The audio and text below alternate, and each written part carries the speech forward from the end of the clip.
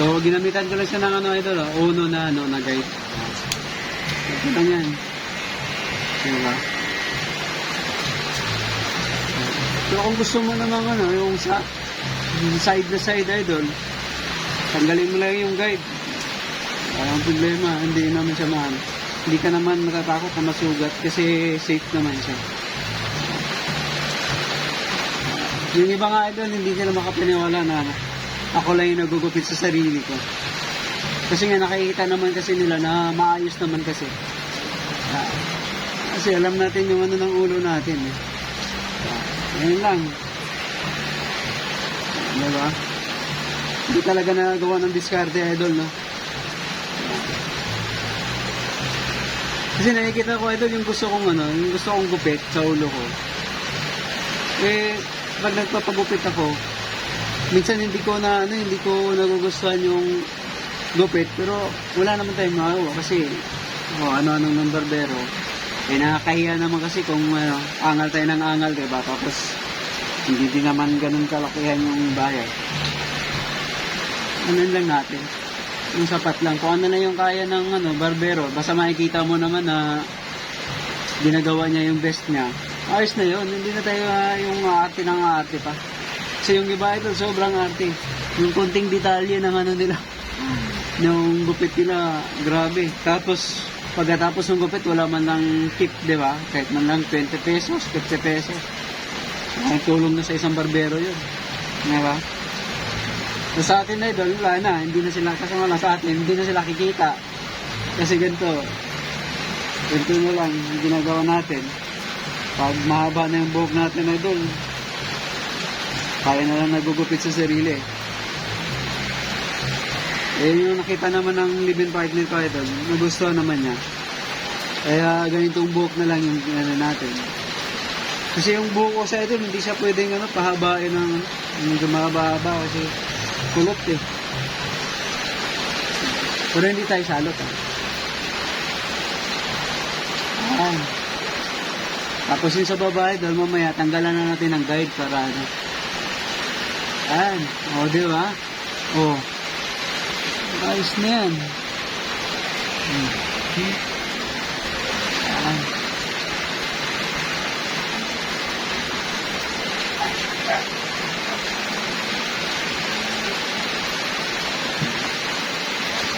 Ba't ka pa magbabayad ng 100, di ba? Ayan ha?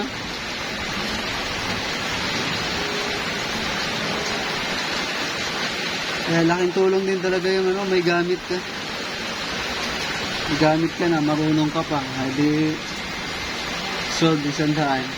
Kasi sa isang idol, sa isang buwan, minsan 2 beses ako nagpapagupit kasi ako ng yung buko na tatama sa tenga kasi Makati.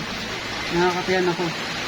Kaya nagpapagupit talaga ako. Kung 2 beses tayo magpapagupit sa isang buwan, 200 pesos din yun. Sayang naman, di ba?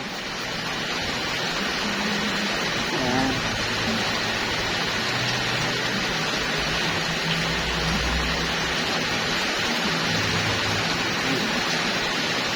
Diba?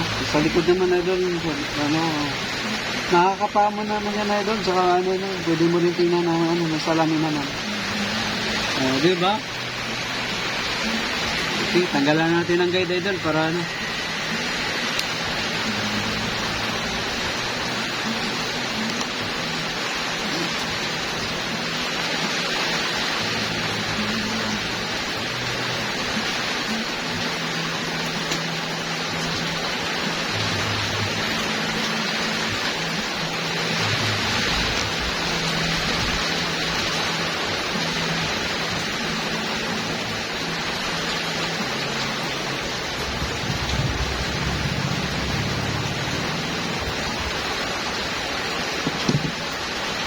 yan idol, tingnan mo sa likod.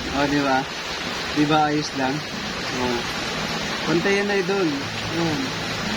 Kasi tansya na ng kamay natin yung takbo ng risa. Di ba? So ito, wala naman siyang wala nang guide to idol.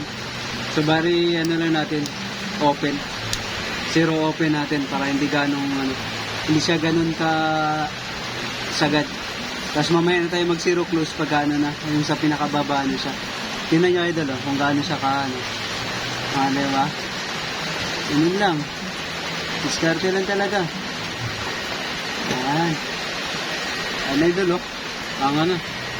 Ang kinis. Ayan. Hindi mo na kailangan ano idol. Hindi mo na kailangan ano pa ng blade. Gawa nung mano niya siya. Sagad na. Zero na yung ano natin. Yun kasi yung gusto kong gupit idol. Yung zero talaga. Yung side-side na hanggang balat. Yung malinis talaga tingnan. Ayan. Kasi nga lang minsan pag nagpapagupit ako sa ano, sa mga barbershop, minsan hindi nasasagad eh. Yan diba? Yan lang. Ito lang kasi hindi. Yan. Yan. Yan nga dyan diba ang linis na? Yan naman sa kabila.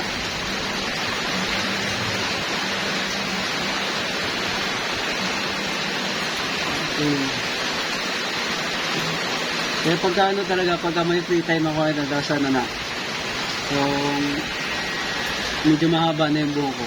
Ito na agad ginagawa ko. Ano na ba?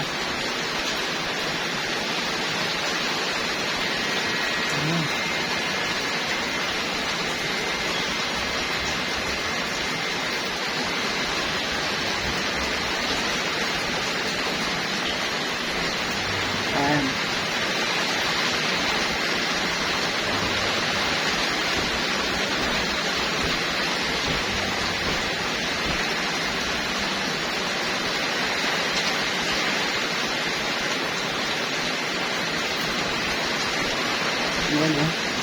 Ayan diba ito, nakikita nyo, ang linis.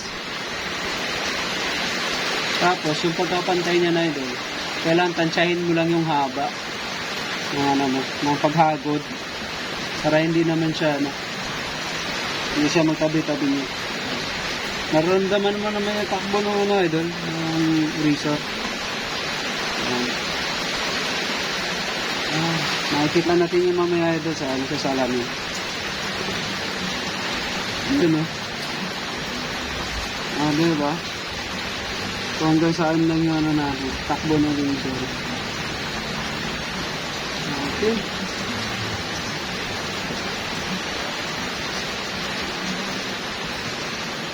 Ganun lang. So ayan na idol, ito na yung tapos natin nasa likod. Ayan. Diba? Ayos na, may ano ka na, may frame gupit ka na idol. Ganun lang kasimple.